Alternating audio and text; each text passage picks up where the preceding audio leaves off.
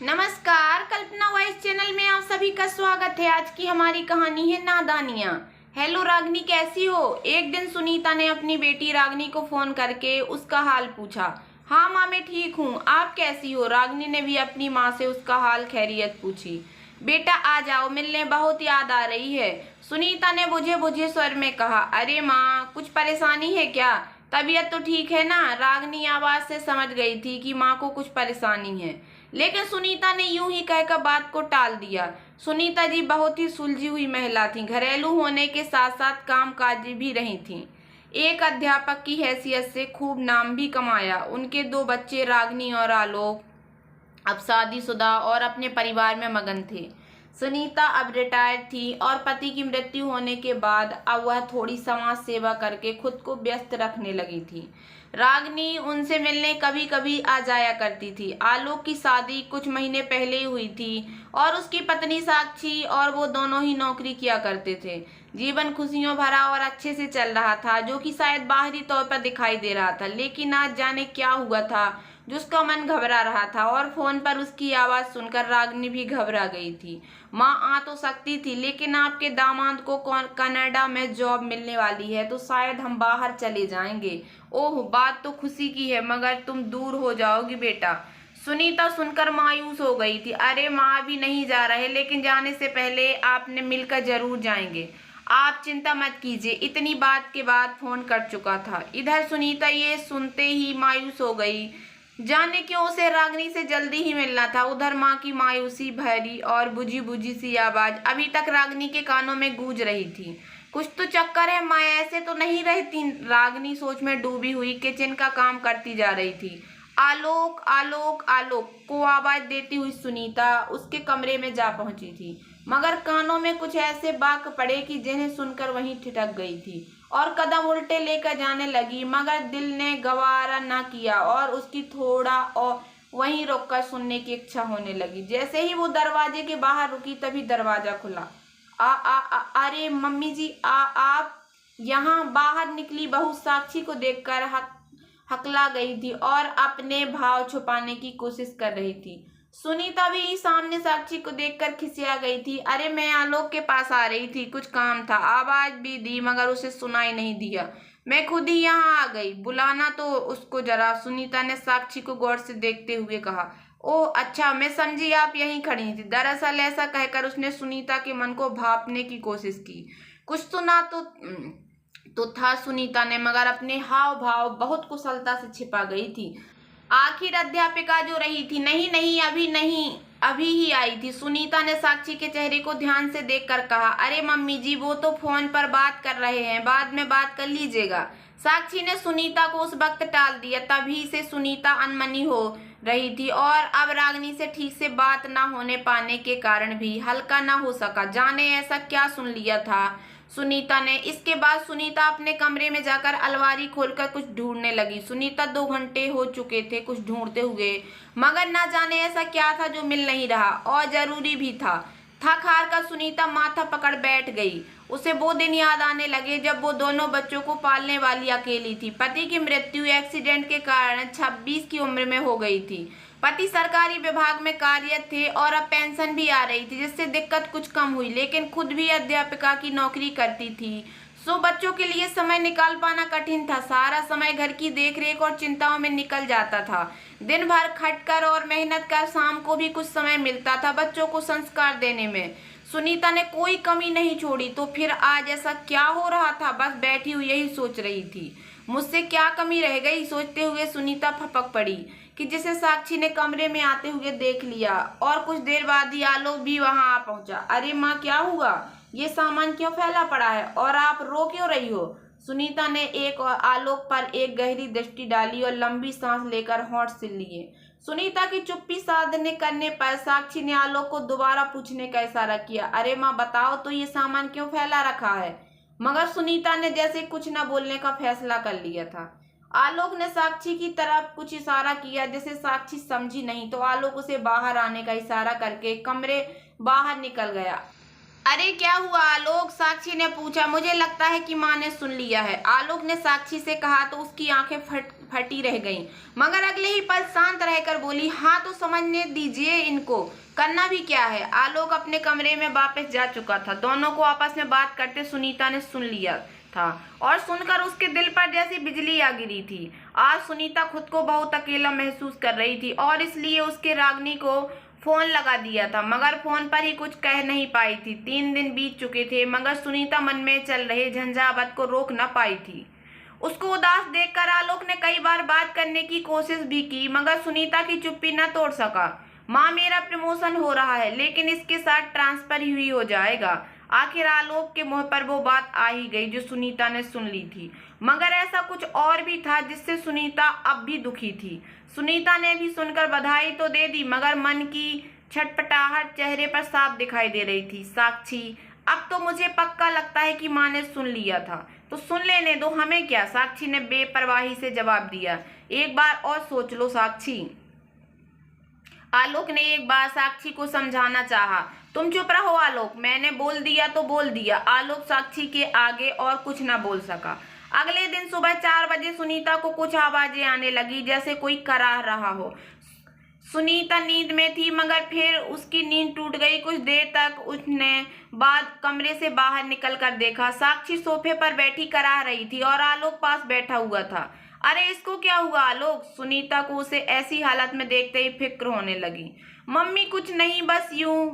आलोक ने जैसे बात को टालना चाहा। अरे कुछ नहीं, क्या कुछ तो हुआ है, बताओ मुझे, सुनीता ने झल्ला कर कहा। तो आलोक ने एक बार साक्षी की तरफ देखा। साक्षी का इशारा देखकर आलोक का चेहरा नीचे झुक गया। बोलते क्यों नहीं आलोक, क्यों छुपा रहे हो? सुनीता ने चिल्लाकर कहा। तभी साक्षी उठी और बाथरूम की तरफ भागी। सुनीता भी उसके पीछे पीछे बाथरूम में गई और वहां जाकर देखती हैं कि साक्षी को जोर जोर से उल्टियां हो रही हैं। सुनीता ने जल्दी जल्दी उसको पीठ को सहलाना शुरू कर दिया, मगर साक्षी बार बार सुनीता का हाथ झटक रही थी। देखकर भी सुनीता ने उस पर समय सिर्फ मदद करना ही उचित समझा। आखिर वो उसकी इकलौती बहू जो थी। आलोक, डॉक्टर को बुलाओ जल्दी से, साक्षी ठीक नहीं लग रही। सुनीता ने साक्षी को उल्टी करने के बाद बाहर लाकर सोफे पर बैठते हुए कहा। अरे माँ, इस समय डॉक्टर कहाँ मिलेगा? आलोक जैसे सुनीता का कहा कुछ करना ही नहीं चाहता था। मुझे कुछ नहीं सुनना, नहीं मिलेगा तो भी इसको अभी हॉस्पिटल लेकर चलो। इस बार आलोक ने साक्षी के इशारे को अनदेखा कर हॉस्पिटल फोन कर दिया और बाहर जाकर गाड़ी निकाल ली। इस बार साक्षी कुछ न बोल सकी और उसको सुनीता के साथ जाना ही पड़ा। सुनीता मन ही मन कुछ सोच रही थी, शायद साक्षी प्रेग्नेंट है और मुझे ही नहीं बताया जा रहा है। कुछ देर में वह पहुंचकर साक्षी को डॉक्टर को दिखाया गया। डॉक्टर ने चेकअप करते ही खुशखबरी दे दी, जिसका अंदेशा सुनीता को भी हो रहा था। सुनीता सुनकर बहुत खुश हुई और इसके बाद साक्षी को दवा दिलाकर सब घर वापस आ गए। 3 दिन से जो सुनीता परेशान थी, वो अब दादी बनने की खबर से बहुत खुश नजर आ रही थी। सुनीता, ये अच्छा नहीं हुआ, मैं इनको बताना नहीं चाहती थी, साक्षी ने बिस्तर पर लेटे हुए कहा। चलो कोई बात नहीं साक्षी, एक दिन तो पता चलना ही था। नहीं, मुझे इनकी परछाई भी नहीं चाहिए अपने बच्चे पर। जाने क्यों साक्षी सुनीता से इतनी नफरत करती थी, या आलोक भी नहीं समझ पा रहा था, मगर फिर भी साक्षी का साथ दे रहा था। आलोक के ट्रांसफर का समय पास आ रहा था, मगर सुनीता के लाख पूछने पर भी अभी तक उसने तारीख नहीं बताई। ऐसे कैसे होगा साक्षी, बताना तो पड़ेगा ना, आलोक ने साक्षी से कहा। हाँ, जाते समय बता देंगे, सुनीता ने अलमारी में कपड़े रखते हुए कहा। अरे वो भी तो हमारे साथ चलेंगी, आलोक ने साक्षी से कहा। मुझे नहीं ले जाना, मैंने कह दिया आलोक। साक्षी इस बात के लिए तैयार ही नहीं थी। आलोक चुप रह गया। शायद वो भी सहमत था या फिर साक्षी के आगे बोल न सका। एक दिन सुबह सुबह सुनीता सोकर उठी तो उसने कमरे का दरवाजा खोला तो हैरान रह गई। दरवाजा बाहर से बंद था। उसने बहुत जोर जोर से आवाजें दी, मगर कोई नहीं आया। जाने दोनों कहाँ चले गए। सुनीता अंदर कमरे में बंद परेशान हो रही थी। उसने जल्दी से आलोक को फोन लगाया, मगर उसने फोन नहीं उठाया। बाद में साक्षी को भी लगाया, लेकिन उसने भी फोन नहीं उठाया। अब सुनीता की चिंता होने लगी। उसने रागिनी को फोन लगाया। बेटा, जाने क्या हो गया, मुझे किसी ने कमरे में बंद कर दिया और कोई खोल नहीं रहा। क्या आप कमरे में बंद हो? मगर क्यों, किसी को बुलाया क्यों नहीं? रागिनी ने फोन पर ही हैरानी से पूछा। हाँ बेटा, 1 घंटे से आवाज दे रही हूँ, मगर कोई आ ही नहीं रहा। आलोक भी नहीं आया और वो मेरा फोन भी नहीं उठा रहा। सुनीता की परेशानी आवाज से रागिनी भी परेशान हो गई। रुको मैं करके देखती हूँ। रागिनी ने सुनीता को फोन काट कर आलोक को कई बार फोन लगाया, मगर इस बार भी आलोक ने नहीं उठाया। कुछ तो गड़बड़ है, ऐसा सोचते हुए रागिनी ने सुनीता को सब्र रखने को कहा और कहा कि वो वहीं आ रही है। इसके बाद रागिनी खुद गाड़ी ड्राइव करके सुनीता के घर के लिए निकल पड़ी। 1 घंटे का रास्ता तय करके जब वो वहां पहुंची तो घर के गेट पर ताला लगा देखकर उसकी हैरानी की सीमा नहीं रही। ये क्या चक्कर है? अब रागिनी सोच में पड़ गई थी कि लेकिन उसे अपनी माँ को भी जल्दी से जल्दी बाहर निकालना था। वो ताला खोलने वाले के पास जाकर उसे लेकर घर आई और ताला खुलवाया। जैसे ही सुनीता के कमरे का ताला खुला तो सुनीता रागिनी के गले लग गई। फिर उसे कुछ ख्याल आया और वो आलोक के कमरे की तरफ भागी, मगर वहां किसी को न देखकर सुनीता धम्म से सोफे पर बैठ गई, जैसे सुन्न पड़ गई।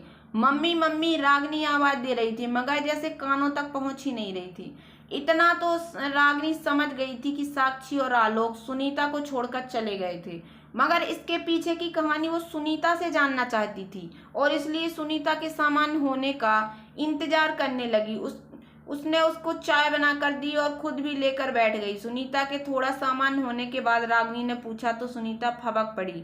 रागिनी ने माँ को गले लगाकर कहा कि मुझे सारी बात बताइए, और तब सुनीता ने कहना शुरू किया, बेटा एक दिन मैं आलोक के कमरे की तरफ जा रही थी तो अंदर से कुछ आवाज आई। आलोक साक्षी से कुछ कह रहा था। साक्षी ने कहा उससे कि आप मम्मी की एफडी रख लो, यहाँ से जाने के बाद काम आएगी। उन्हें क्या करना है उनका सब हमारा ही तो है, लेकिन उन्हें बताना मत। और तभी आलोक ने कहा कि वो पहले से ही रख चुका है। इसके बाद मैंने अपनी अलमारी को खंगाला तो मेरे पैरों तले जमीन ही खिसक गई। आलोक ने वाकई एफडी के पेपर निकाल लिए थे। बुरा मुझे ये लगा कि उसने चोरी की और मुझसे बताया तक नहीं। साक्षी भी यही चाहती थी। दुख था बेटा साक्षी प्रेग्नेंट है, ये भी मुझे बताना नहीं चाहती थी। आलोक का ट्रांसफर होने वाला था, मुझे लगा शायद इसलिए उस दिन दोनों जाने की बात कर रहे थे।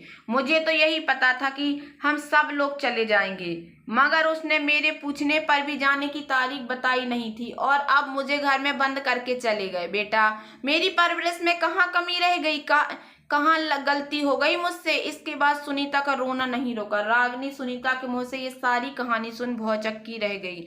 हाँ तभी ये लोग फोन नहीं उठा रहे हैं, ये कहते हुए उसने उसी समय मौका मिलते ही साक्षी को सबक सिखाने का फैसला कर लिया और अपनी माँ को अपने साथ अपने घर ले गई। उधर साक्षी और आलोक ये बिना सोचे कि उन्होंने कितनी बड़ी गलती की है, वो दोनों बहुत खुश हो रहे थे। अब तुम्हारी माँ की किटकिट बंद, अब जब देखो पीछे पड़ी रहती थी। साक्षी ने नए घर में आलोक के आगे चाय रखते हुए कहा। वो तो ठीक है साक्षी, मगर दीदी क्या सोचेंगी हमारे बारे में? उनका बार बार फोन भी आ रहा था। माँ अभी तक बंद होंगी। आलोक सोच में पड़ गया था। उन्हें तो दीदी ने आकर खोल दिया होगा, तभी तो दीदी का कॉल आ रहा था। अरे दीदी को एक दिन फोन करके मैं सब समझा दूंगी, तुम चिंता मत करो, साक्षी ने लापरवाही से कहा, क्योंकि उसे कहाँ किसी की चिंता थी। दिन यूं ही गुजरने लगे थे और दोनों ने अपनी माँ को सुध लेने की ना तो कोशिश की और ना ही साक्षी ने रागिनी से बात की। उसका चौथा महीना शुरू हो गया था, लेकिन डॉक्टर ने उसकी नाजुक स्थिति देखकर आराम करने की सलाह दी। इसके लिए अब उसे घर में किसी के साथ की जरूरत थी, इसलिए उसने अपनी माँ को फोन किया। माँ कुछ दिन यहाँ आ जाओ मेरे पास, डॉक्टर ने आराम करने को कहा है।